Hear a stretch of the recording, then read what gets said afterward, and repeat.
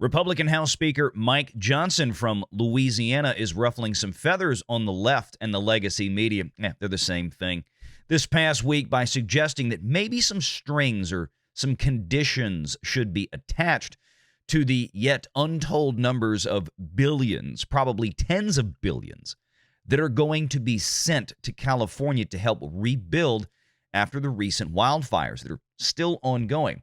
I wonder why that may be. Like I said, Mike Johnson is from Louisiana, and down here we are very familiar, as I have mentioned a number of times, when it comes to misappropriation of funds, especially after natural disasters like Hurricane Katrina now roughly 20 years ago. Yeah, we saw the waste, fraud, and abuse, and maybe Mike Johnson is just a little bit more sensitive to something like that than maybe a lot of other guys and girls up there. I think it's a great idea, but I think obviously a lot more people are going to get upset about it because this is a golden opportunity for politicians to fleece folks in America, and they don't want to not be able to do that.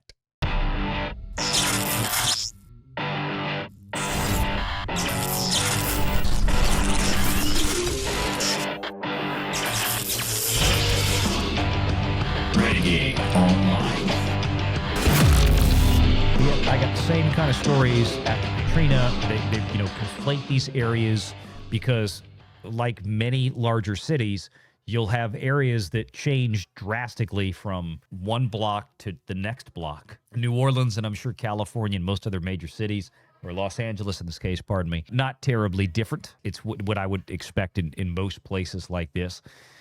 So, but the point is that we're starting to get these kind of stories. Now, the reality is that what they're trying to talk about here, and this is what has me concerned, is that there is going to be a push, and they are going to throw Donald Trump under the bus as much as they can. They are going to demand that the federal government step in and basically make everybody whole. And let me explain the difference here, because I want to make this very clear, because people are thinking, oh, well, Valiant, you were from New Orleans.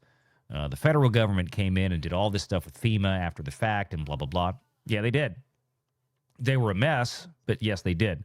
Let me explain something here. I want everybody to understand.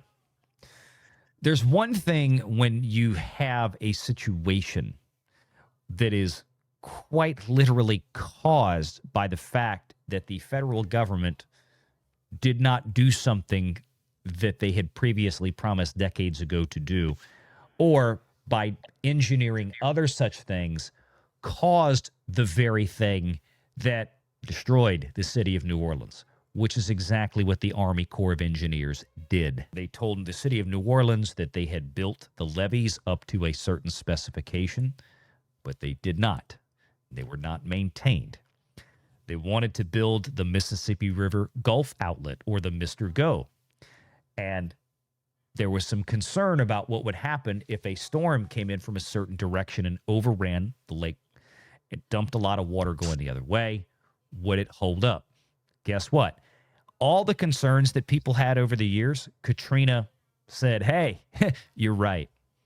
The storm itself wasn't that bad. Hurricane Katrina itself did not cause, frankly, that much damage.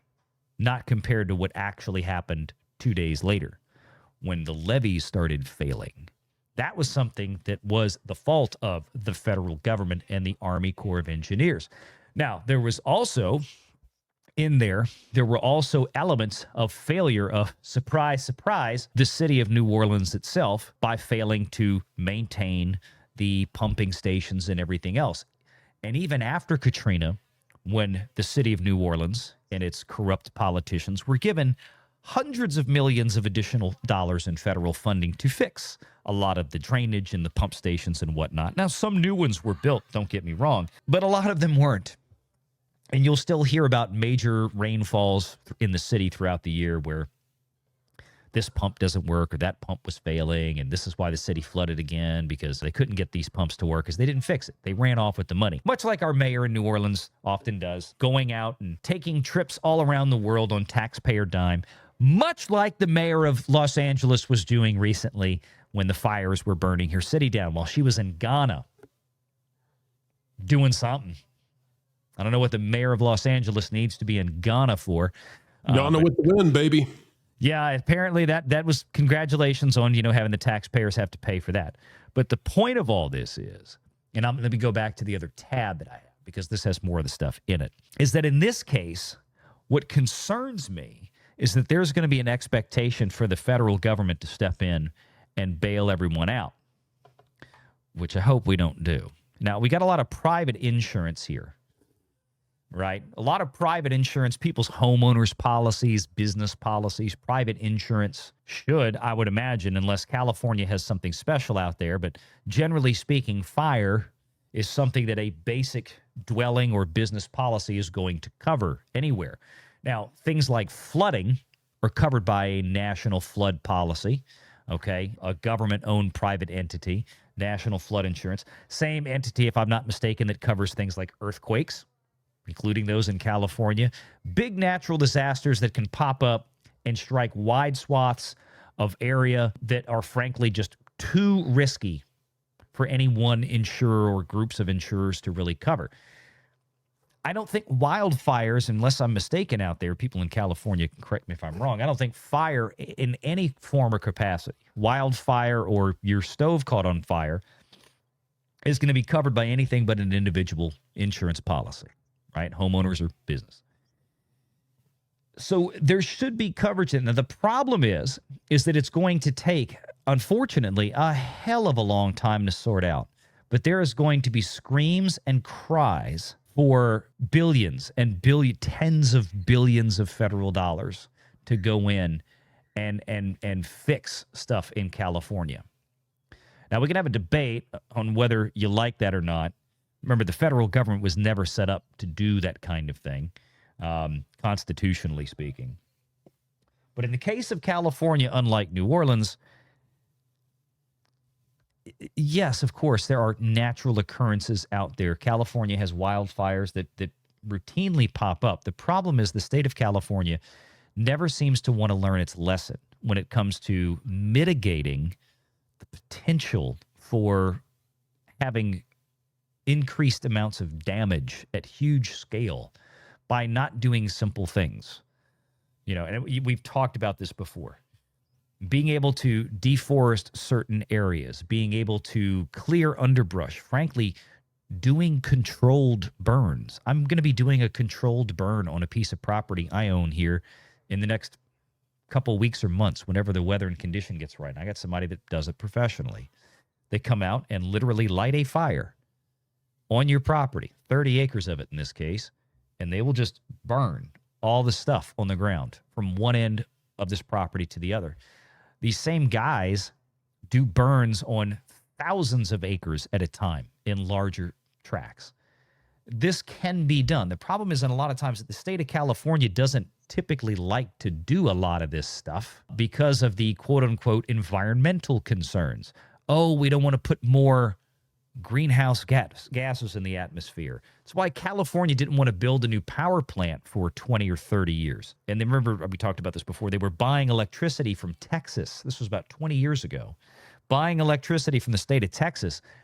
And Texas had to flip on these old, super inefficient, hyper-pollution machines, these old coal-fired power plants they hadn't used in eons, to feed California power because they were having rolling blackouts. California just is its own worst enemy. And while we can't say the state of California started the fire, right? Not saying that.